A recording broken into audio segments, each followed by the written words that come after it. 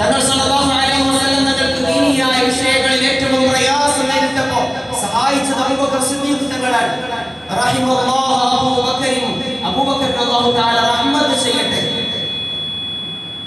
ഈ അബൂബക്കർ സിദ്ദീഖ് റളിയല്ലാഹു തആലയുടെ സാമ്പത്തികം എനിക്ക് വല്ലാതെ ഉപകരിക്കുകയുണ്ടായി എല്ലാ സന്ദർഭത്തിലും.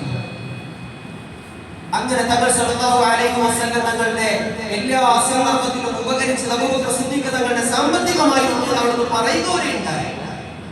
ഇത്തരണത്തിലാണ് ഒരു വേണ്ട സയ്യിദുനാ ബിലാൽ ഇബ്നു റബാഹ തങ്ങളെ പോലെ, സയ്യിദുനാ അമ്മാർ റളിയല്ലാഹു അൻഹുവിനെ പോലെ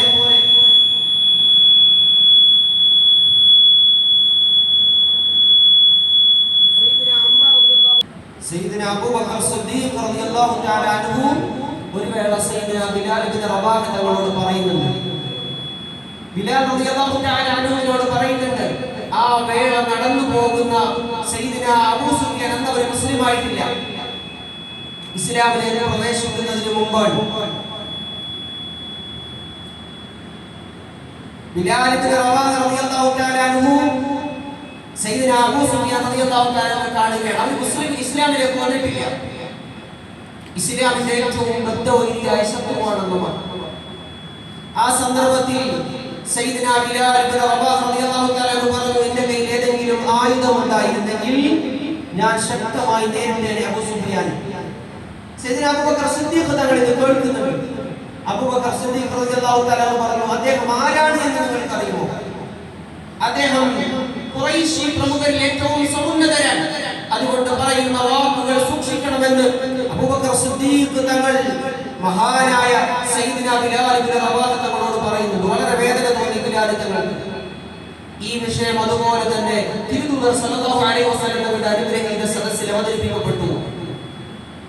തങ്ങൾ സല്ലല്ലാഹു അലൈഹി വസല്ലം തങ്ങളുടെ മുമ്പിൽ ഈ സംഭവം അതേപോലെ തന്നെ സയ്യിദുനാ ബിലാൽ ഇബ്നു റബാഹ തങ്ങൾ അമ്മാർ റളിയല്ലാഹു തആലയുടെ ഒപ്പം പോയിട്ട് അവതരിപ്പിച്ചു. തങ്ങൾ സല്ലല്ലാഹു അലൈഹി വസല്ലം തങ്ങൾ ഏറ്റവും ഗൗരവമുള്ള, എവിടെ നിന്നാണ് ബിലാൽ ഇബ്നു റബാഹ തങ്ങൾ വന്നത്?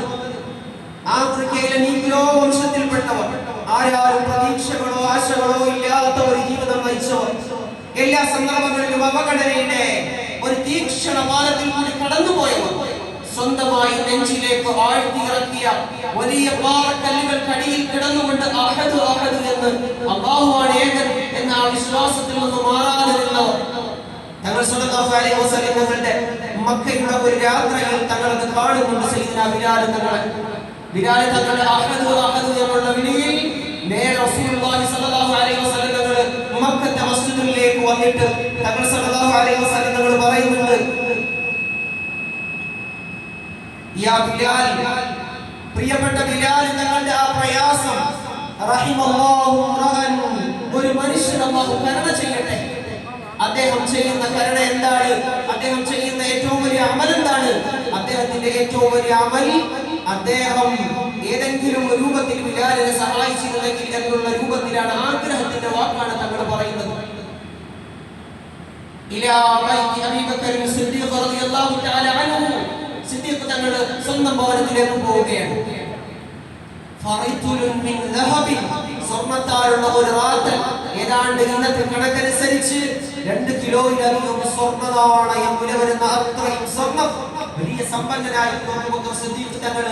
ആ സ്വർണ്ണം എടുത്തുകൊണ്ട് ഉബയ്യത്ത് ഇബ്നു ഖലബ് എന്ന അദ്ദേഹത്തിന്റെ യജമാനനിലേക്ക് ചെന്നിട്ട് പറഞ്ഞു, ഈ കിടക്കുന്ന ജീവൻ അംശം മാത്രം ബാക്കിയുള്ള ബിലാലിനെ നൽകാൻ തയ്യാറാണോ എന്ന് ചോദിക്കുമ്പോ, നിങ്ങൾക്ക് നൽകാൻ തയ്യാറാണ് ബിലാലിനെ എന്ന് പറഞ്ഞുകൊണ്ട് ആ റാത്തൽ സ്വർണ്ണം മുഴുവൻ വാങ്ങിയിട്ട് ബിലാൽ ഇബ്നു റബാഹ തങ്ങളെ ബോധിപ്പിക്കുന്നുണ്ട്. അങ്ങനെയുള്ള ബിലാൽ, അവരോടാണ് സയ്യിദുനാ അബൂബക്കർ സിദ്ദീഖ് തങ്ങൾ പറയുന്നത്, നിങ്ങൾക്ക് ശരിയായ രൂപത്തിൽ അദ്ദേഹത്തെ അറിയില്ല, അദ്ദേഹം ഖുറൈശി പ്രമുഖരാണ്. വല്ലാത്ത വേദനയുണ്ടായി. അല്ലാഹു തആലയുടെ ഭാഗത്ത് നിന്ന് ഇടപെടലുണ്ടായി. റസൂലുള്ളാഹി സ്വല്ലല്ലാഹു അലൈഹി വസല്ലം തങ്ങൾ പറഞ്ഞു, അബൂബക്കർ സിദ്ദീഖ് തങ്ങളെ അങ്ങ് കാണിച്ചത് റഹ്മത്ത് വലുതാണ്. കാരണം അദ്ദേഹത്തെ അടിമത്തത്തിൽ നിന്ന് മോചിപ്പിച്ചു, അദ്ദേഹത്തിന് വേണ്ടുന്ന ആവശ്യമായ സമ്പത്ത് നൽകി അങ്ങാണ്. പക്ഷേ അല്ലാഹുവിന്റെ സന്നിധിയിൽ ഈ സംഭവം ഉദ്ധരിക്കപ്പെട്ടു. റബ്ബിന്റെ അടുക്കൽ നിന്ന് മറുപടി ഉണ്ടാകണം. അതുകൊണ്ട് അബൂബക്കർ സിദ്ദീഖ് തങ്ങൾ പോയിട്ട് സയ്യിദുനാ ബിലാൽ ഇബ്നു റബാഹ തങ്ങളോട് മാപ്പ് ചോദിക്കുന്നു. ഇതാണ് ഇസ്ലാം. ഇതാണ് ഇസ്ലാം. ഇസ്ലാമിന്റെ സുന്ദര ചിത്രങ്ങൾ ഇതാണ്. ചരിത്രത്തിന്റെ വായിച്ചാലും ഇസ്ലാമിന്റെ സുന്ദര ചിത്രങ്ങൾ തങ്കലിപികളാൽ ആലേഖനം ചെയ്യപ്പെട്ടിട്ടാണ് ഇവിടുത്തെ നമ്മുടെ മുൻഗാമികളായ മഹത്തുക്കൾ മടങ്ങിപ്പോയത്. അതിലൊരു സംഭവമൊന്നുമല്ല, ധാരാളം സംഭവങ്ങൾ സാക്ഷിയാണ്.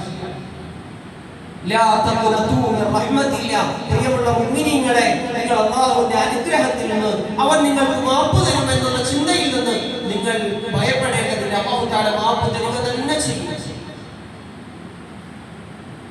അല്ലാഹു തആല മാപ്പ് തരുക തന്നെ ചെയ്യും. പക്ഷേ അതിനൊരു കുറച്ച് മാനദണ്ഡങ്ങൾ അല്ലാഹു തആല പറയുന്നുണ്ട്. അതിൽ ഉറപ്പായിട്ടുള്ള മാനദണ്ഡം ഇമാം മുസ്ലിം തങ്ങൾ ഉദ്ധരിക്കുന്ന ഒരു ഹദീസിൽ കാണാം, അല്ലാഹു തആല ഇൻദ ദന്നി അബ്ദിഹി, അടിമയുടെ ആ വിചാരങ്ങളെ കുറിച്ച് അല്ലാഹുവിന്റെ ആഖിറത്തിൽ ചോദ്യമുണ്ടാകും. പ്രിയമുള്ള മുഅ്മിനീങ്ങളായ വിശ്വാസികളെ, പ്രിയപ്പെട്ട യബ്ന ആദം, ആദമിന്റെ മകനെ എന്ന് അല്ലാഹു തആല ഓരോ മുഅ്മിനീങ്ങളെ വിളിച്ച് സംബോധന ചെയ്ത് ചോദിക്കും, അമറദുൻ, എനിക്കൊരു രോഗമുണ്ടായിരുന്നു, എന്റെ രോഗത്തിൽ നിങ്ങൾ എന്തുകൊണ്ട് എന്നെ സന്ദർശിച്ചില്ല? അല്ലാഹു തആലയോട് തിരിച്ചടിമ ചോദിക്കും, അല്ലാഹുവേ, നീ സമുന്നതനാണ്, നീ ഉന്നതനാണ്, നീ എല്ലാ രോഗങ്ങളിൽ നിന്നും പരിശുദ്ധനാണ്, നീ ഉന്നതനായതുപോലെ നിനക്കൊരു രോഗവും നിന്റെ ആ ജസദിലേക്ക്, നിന്റെ മഹത്വപൂർണമായ ആ അർദിലേക്ക്, ആ ശരീരത്തിലേക്ക് പ്രവേശിക്കില്ല എന്ന് ഞങ്ങൾക്കറിയാം. അതുകൊണ്ട് അല്ലാഹുവേ, നീ കാരുണ്യവാനാണല്ലോ, നിനക്ക് ഇങ്ങനെ രോഗം വരാനാണ്? അല്ലാഹുവിന്റെ മറുപടി ഉണ്ടാകും, എന്റെ ഇന്നാലിന്റെ ദാസൻ, എന്റെ ഇന്നാലിന്റെ അടിമ രോഗിയായിരുന്നു, അവനെ എന്തുകൊണ്ട് സന്ദർശിച്ചില്ല? അവന്റെ രോഗത്തിൽ നിങ്ങൾ അവനെ സന്ദർശിച്ചിരുന്നെങ്കിൽ അവിടെ എന്നെ കണ്ടെത്താൻ സാധിക്കുമായിരുന്നു. അത് കരുണയുടെ ഒരു പോയിന്റായി, ഒരു സബ്സ്റ്റേഷൻ ആയിട്ടാണ് മഹത്തുക്കൾ പരിചയപ്പെടുത്തുന്നത്. രണ്ടാമത് അല്ലാഹു ചോദിക്കും, അതിറക്കി, എന്റെ പ്രതാപത്തിലും എന്റെ മഹത്വത്തിലും എന്റെ മഹോന്നത പദവിയിലും സത്യം, ഞാൻ നിരന്തരമായി പ്രയാസം അനുഭവിച്ചിരുന്നു, സാമ്പത്തികമായ പ്രയാസം, ശാരീരികമായ വിഷമതകൾ അനുഭവിച്ചിരുന്നു. എന്തുകൊണ്ട് എന്നെ വന്ന് സന്ദർശിക്കുകയും എന്റെ പ്രയാസത്തിൽ എന്നെ സഹായിക്കുകയും ചെയ്തില്ല എന്ന് ചോദിക്കുമ്പോ എന്താ ആ അടിമയുടെ വിചാരമുണ്ടാകും, അല്ലാഹു, നീ എങ്ങനെ പ്രയാസപ്പെടാനാണ്? നീ ഖജനാവുകളുടെ ഉടമസ്ഥനാണ്, നീ പരിശുദ്ധനാണ്, നിനക്ക് എങ്ങനെയാണ് പ്രയാസം സംഭവിക്കുക? അല്ലാഹുവിൽ അറിയിപ്പുണ്ടാകും, എന്റെ അടിമ പ്രയാസത്തിലായിരുന്നു, സാമ്പത്തികമായ പ്രയാസത്തിലായിരുന്നു, ശാരീരിക ക്ഷമതകളുടെ കുറവിലായിരുന്നു, പ്രതിസന്ധികളിലായിരുന്നു. അവനെ സന്ദർശിച്ചിരുന്നെങ്കിൽ എന്നെ അവിടെ പ്രയാസം അനുഭവിക്കുന്നവരായി എന്നെ നിങ്ങൾക്ക് കണ്ടെത്താൻ സാധിക്കുമായിരുന്നു. ഇങ്ങനെ കുറെ ചോദ്യങ്ങൾ ഉണ്ടാകും. വസ്ത്രധാരണത്തിന്റെ വിഷയത്തിൽ വസ്ത്രങ്ങളിലായിരുന്നു, ഭക്ഷണങ്ങളിലായിരുന്നു, പാർപ്പിടങ്ങളിലായിരുന്നു. ഈ സന്ദർഭമെല്ലാം ചോദിക്കുമ്പോ അടിമ പിന്നെയും തിരിച്ചു ചോദിക്കുന്നു, ഇതിൽ നിന്ന് പരിശുദ്ധനാണല്ലോ. റബ്ബിന്റെ മറുപടി ഉണ്ടാകും, ആ അവസ്ഥയിൽ ഉണ്ടായിരുന്ന എന്നെ പരിഗണിച്ചിരുന്നെങ്കിൽ അല്ലാഹു ആകുന്ന പരിശുദ്ധദാത്തിനെ പരിഗണിച്ചതുപോലെ അല്ലാഹു അതിന്റെ മഹത്വം രേഖപ്പെടുത്തുമെന്ന് മഹത്തുക്കൾ പറയുന്നത് കാണാം. അതുകൊണ്ട് പ്രിയമുള്ള മുഅ്മിനീങ്ങളെ, ഇത് പരിശുദ്ധമായ റമളാനാണ്. നമ്മളെ ഏറ്റവും കൂടുതൽ അല്ലാഹു തആലയുടെ കരുണ നമ്മിലേക്ക് വീശിയത് കൊണ്ടാണ് ഒരു റമളാൻ കൂടി അല്ലാഹു നമുക്ക് നൽകിയത്. മരണത്തിന് മുമ്പ് ഒരു റമളാൻ കൂടി അല്ലാഹു തആല നമുക്ക് നൽകിയത്. ഈ റമളാനിന്റെ തലേ ദിവസം മരണപ്പെട്ടവർ എത്രയാണ്? അവിടെ നമ്മളിൽ പെടുത്താതെ അല്ലാഹു തആല നമുക്ക് റമളാനാകുന്ന അനുഗ്രഹീതമായ റമളാനിൽ ഇരിക്കാനും മസ്ജിദിൽ വരാനും നോമ്പുതുറകളിൽ പങ്കെടുക്കാനും എല്ലാം അല്ലാഹു നൽകിയത് വലിയ അനുഗ്രഹമാണ്. അതുകൊണ്ടാണ് തഹ്തൽ അർളി, ഭൂമി മുഴുവൻ ജലമയമാവുകയും ആ ഭൂമിയുടെ മുഴുവൻ രേതസ്കണങ്ങളിലും മുഴുവൻ സന്ധികളിലും മുഴുവൻ ഭാഗങ്ങളിലും മനുഷ്യർക്ക് വെള്ളം ലഭ്യമാവുകയും ഈ ഭൂമിയിലെ മുഴുവൻ വൃക്ഷലതാദികളും മനുഷ്യർക്ക് ഉപയുക്തമാകുന്ന രൂപത്തിൽ അതിന്റെ പേനകളായി ഉപയോഗിക്കപ്പെടുകയും ചെയ്താലും അല്ലാഹുവിന്റെ കാരുണ്യത്തെ, അവന്റെ റഹ്മത്തിനെ ഉപയോഗിച്ചത് എഴുതി തീർക്കാൻ സാധിക്കില്ല.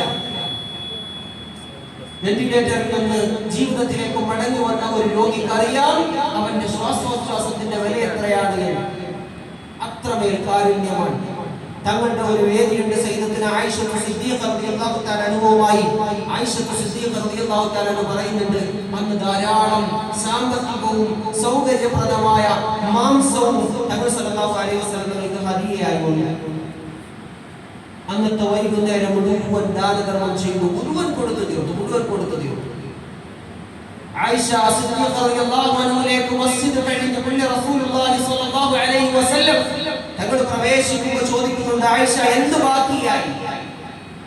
ഒരു ആടിന്റെ കുളമ്പിന്റെ ഭാഗം, മേലത്തെ കുളമ്പിന്റെ ഒരു ഭാഗം മാത്രം ബാക്കിയായി എന്ന് പറയുമ്പോ ആയിഷ സിദ്ധാർത്ഥയോട് റളിയല്ലാഹു തആല അൻഹയോട് അവൾ നരളുന്നുണ്ട്. ആയിഷ, ആകെ ബാക്കിയായത് എന്താണ് എന്ന് ചോദിച്ചാൽ ആകെ ബാക്കിയായത് ആ കുളമ്പ് മാത്രമാണ്. അതായത് അല്ലാഹുവിന്റെ മാർഗത്തിൽ ചെലവഴിക്കാതെ പോയ ആ കുളമ്പാണ് നാളെ റബ്ബിന്റെ മുന്നിൽ നമ്മൾ പറയേണ്ടി വരിക. ചിലവഴിച്ചതിനെ കുറിച്ച് ചോദിക്കപ്പെടുകയില്ല. ആ ദിർഹമുകൾ മുഴുവൻ ചിലവഴിക്കപ്പെട്ടു. ആയിഷ സിദ്ദീഖ റളിയല്ലാഹു തആല നോമ്പായിരുന്നു ഒരു ദിവസം 1.5 ലക്ഷം ദിർഹം ബഹ്റൈനിൽ നിന്ന് അന്നത്തെ രാജാവ് കൊടുത്തയക്കുന്നത്. ആ മുഴുവൻ സമ്പാദ്യവും അന്നത്തെ പ്രഭാതത്തിന്റെ നോമ്പ് വൈകുന്നേരം നോമ്പ് മുറിക്കുന്ന സമയമാകുമ്പോ ആ വീട്ടിൽ നോമ്പ് തുറക്കാനുള്ള സാധന സാമഗ്രികൾ വാങ്ങാനില്ലാത്ത രൂപത്തിൽ അതിനെ മുഴുവൻ ധർമ്മം ചെയ്തു തീർത്തു സയ്യിദത്തുന ആയിഷ സിദ്ദീഖ റളിയല്ലാഹു അൻഹ. സയ്യിദത്തുന ആയിഷ സിദ്ദീഖ റളിയല്ലാഹു തആല അൻഹ അന്നത്തെ വൈകുന്നേരം അതിനെ മുഴുവൻ ദാനധർമ്മം ചെയ്തു തീർത്തു. ഇതായിരുന്നു നമ്മുടെ മുൻഗാമികൾ. ഇമാം ഗസാലി തങ്ങളിലേക്ക്, ഇമാം റാസി തങ്ങളിലേക്ക്, ഇമാം റംലി തങ്ങളിലേക്ക് അല്ലാഹുവിന്റെ ആരിഫത്തും മഅരിഫത്തും അവന്റെ ഐനും ലഭിക്കാൻ സാധ്യമായ മുഴുവൻ വകുപ്പുകളിലേക്ക് നമ്മൾ വായിച്ചാൽ അവരെല്ലാവരും റബ്ബിനു വേണ്ടി സകലതിനെയും സമർപ്പിക്കാൻ തയ്യാറായി എന്ന് നമുക്ക് കാണാം. അതുകൊണ്ട് അല്ലാഹു തആല ദുനിയാവ് അവർക്ക് പിന്നിൽ കൊടുത്തു, ദുനിയാവ് അവർക്ക് മുഴുവനായി വിശാലമാക്കി കൊടുത്തു. കാരണം അല്ലാഹു തആലയ്ക്ക് വേണ്ടി നൽകിയതിന്റെ പേരിൽ, മനുഷ്യരോടുള്ള സഹാനുഭൂതിയും കരുണയും കാണിച്ചതിന്റെ പേരിൽ അല്ലാഹു തആല ധാരാളമായി നൽകാൻ തയ്യാറായി. അല്ലാഹു തആല നമ്മളെയൊക്കെയും സ്വീകരിക്കുമാറാകട്ടെ, നമ്മുടെ ഇബാദത്തുകളെ അല്ലാഹു തആല അംഗീകരിക്കുമാറാകട്ടെ. അൽഹംദുലില്ലാഹി റബ്ബിൽ ആലമീൻ. حمدا يوافي نعمه ويكافئ مزيدا. اللهم صل على رسولك سيدنا محمد وعلى آل سيدنا ومولانا محمد وبارك وسلم